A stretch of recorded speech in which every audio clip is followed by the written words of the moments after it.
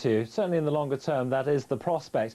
In the short term, a number of people have been certainly very disappointed with how things have shaped up across the British Isles this summer. We are not alone. You've seen the pictures of devastation in France already, and it is now turning out to be one of the worst summers, particularly in the south and southwest of France, where you normally go for your holidays, one of the worst in 50 years, and they're just some of the statistics for you to take in. Now, whilst we were having our wet weather yesterday, France was on the tail end of the same system there, now gradually, thankfully, moving a little bit further away towards the east, but see what it's left behind. This is just one snapshot in what has, as I say, been a very disturbed spell of weather. 103 millimetres, around about 4 inches or so, in falling in just 12 hours.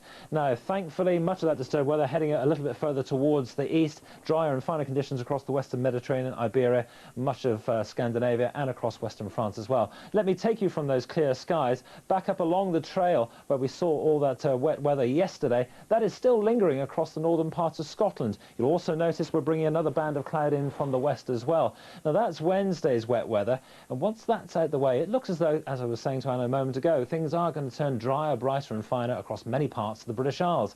And that's because, although the Atlantic looks quite busy at the moment, in fact, many of these fronts, save for this one, that's Wednesday's, will in fact be kept out at bay, out in the Atlantic, because it's that area of high pressure giving fine weather over Scandinavia, which will eventually give the whole of the British Isles some dry and fine weather as we close out the week. So there's something to look forward to there. That's all some way off. Let's come back to this afternoon.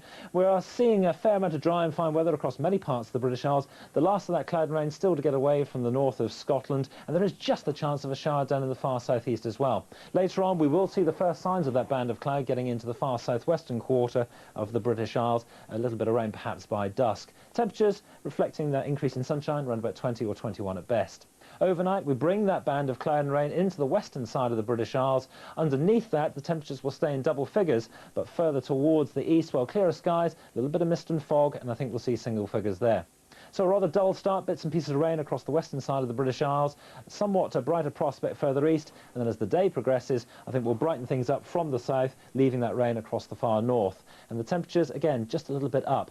Then on Thursday and Friday, we see the influence of that high pressure beginning to build in. A lot of dry weather, a little bit of early morning mist, but plenty of sunshine and dry weather to come.